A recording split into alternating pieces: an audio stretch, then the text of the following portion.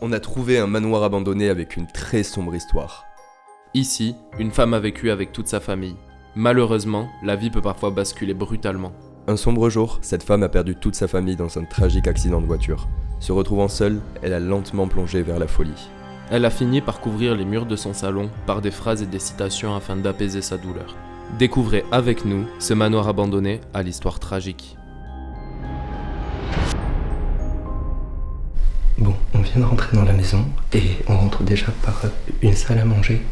Et vous pouvez voir autour de moi, tous les murs, il y a des écritures avec des citations.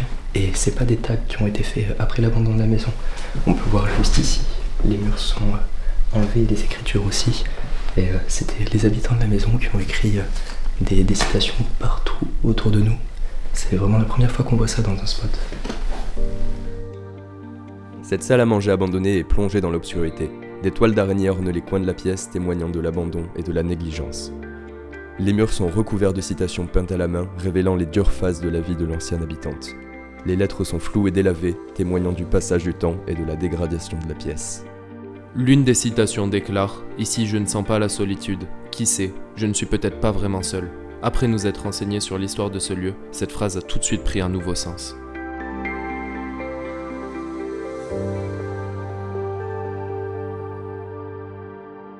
C'est incroyable, c'est la première fois qu'on voit ça.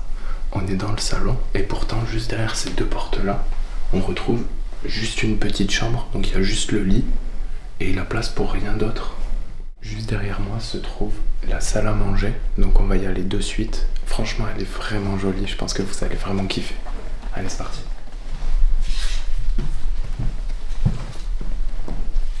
Ah ouais, elle est super. Elle est super belle. Ouais, elle est vraiment bien déguée. Là, avec toutes les infiltrations d'eau sur le sol. Je pense qu'il faut faire un peu attention ici. Je sais pas si t'as vu en haut, il y a le plafond qui s'effondre. Ouais, mais voilà, c'est ça, c'est pile cet endroit-là là où il faut faire gaffe. Ici, le temps semble s'être arrêté depuis de nombreuses années.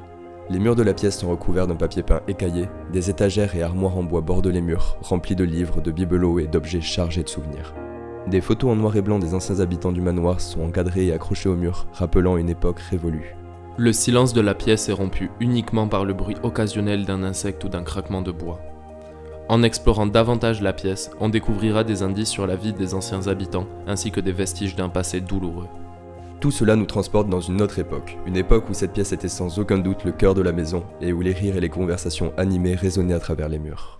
On voit vraiment que les anciens habitants étaient fans de littérature parce que on a pas mal, là notamment par exemple de Proust à Camus, on a pas mal de livres.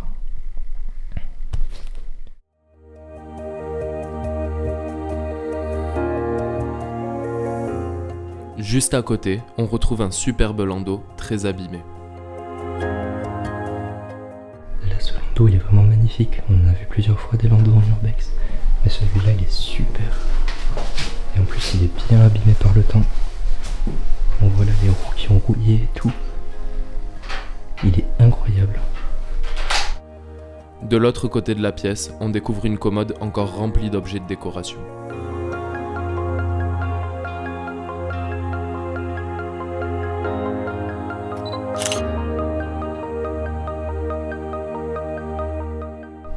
On va repasser donc par cette pièce ici pour continuer l'exploration.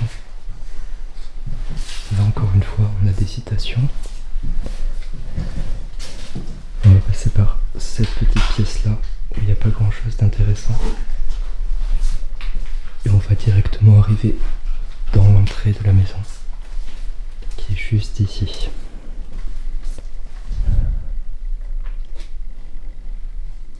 Bon, on cherchait un peu à savoir la date d'abandon de cette maison.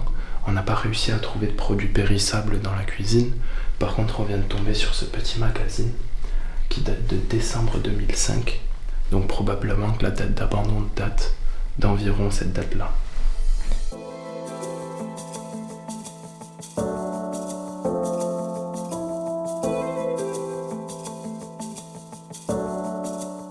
On découvre ce hall d'entrée décoré de mobilier rouge, notamment un superbe fauteuil crapaud. À l'entrée, on a retrouvé ça.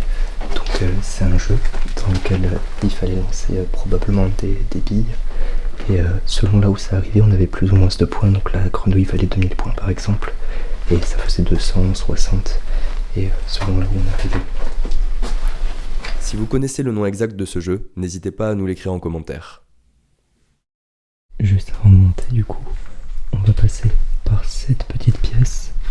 C'est une petite chambre qui est franchement pas la plus jolie, mais bon, on va vous la montrer. Il reste très peu de mobilier.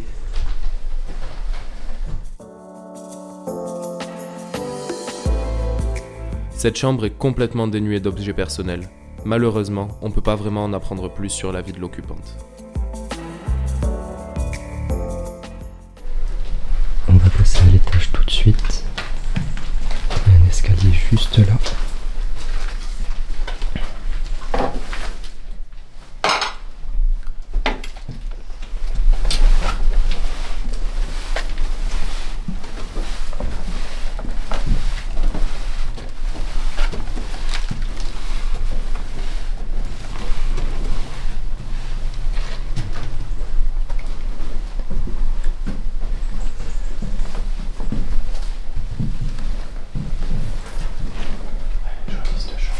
Une superbe chambre avec un lit en alcôve encore une fois.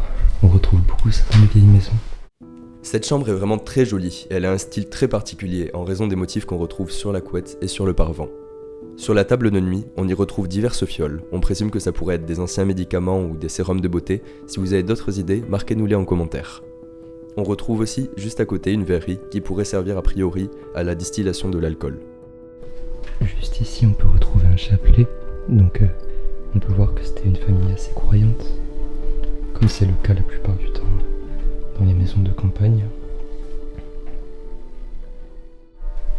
Et donc juste derrière cette pièce, il y a une autre pièce qui est une salle de bain, mais qui avait aussi des lits. C'est la première fois que je vois ça, une salle de bain qui fait aussi chambre. D'ailleurs, je vais faire très attention parce qu'on voit ici qu'il y a une grosse poche d'eau.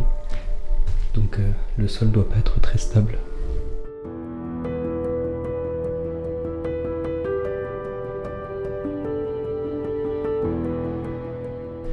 On voit ici qu'il reste encore les bouteilles de savon et le prix en grand francs. Pourtant, on a vu un journal qui datait de 2005 et le passage en francs il s'est fait en 2002, donc je sais pas trop pourquoi. Mais peut-être que la maison était juste un petit peu vacante, mais pas totalement abandonnée jusqu'à cette date-là de 2005. Bon, on va repartir parce qu'il y a plein d'autres chambres super cool à vous montrer. On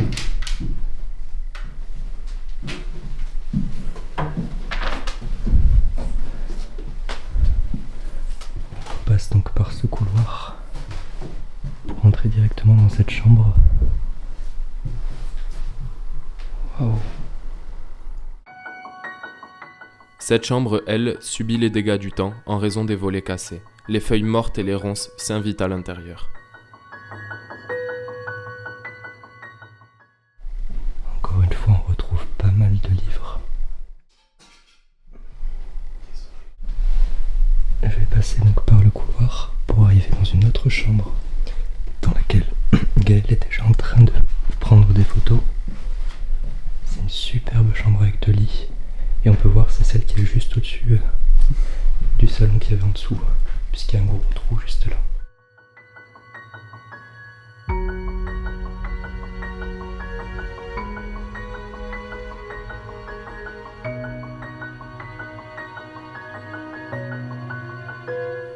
Cette chambre était probablement réservée aux enfants. Le temps semble s'y être arrêté, figeant les souvenirs de ces enfants oubliés dans un passé lointain. Les objets religieux nous rappellent le contexte de vie des anciens habitants.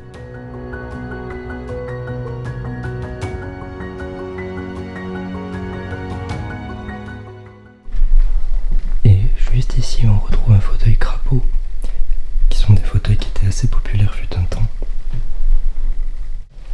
Et on va finir l'exploration par une petite chambre juste là-bas. On ne montera pas à l'étage parce que c'est les combles. On est allé vérifier tout à l'heure. Là, il y a une superbe chambre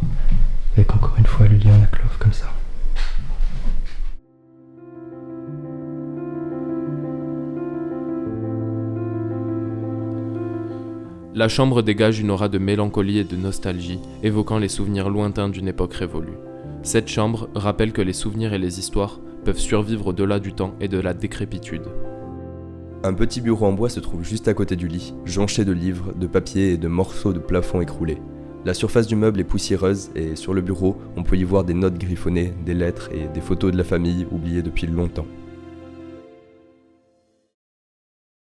Merci à tous d'avoir suivi cette exploration, on était trop contents de la faire, c'est un lieu un petit peu atypique et ça change des manoirs ou des châteaux qu'on peut faire assez souvent. C'est vrai que c'était vraiment cool, c'est rare de trouver ce type de lieu dans cet état-là, et celui-là était vraiment en plus assez atypique. En tout cas, on tenait à vous remercier du fond du cœur pour votre soutien et votre engagement. On se retrouve vendredi dans 2 semaines pour la prochaine vidéo. Allez, ciao!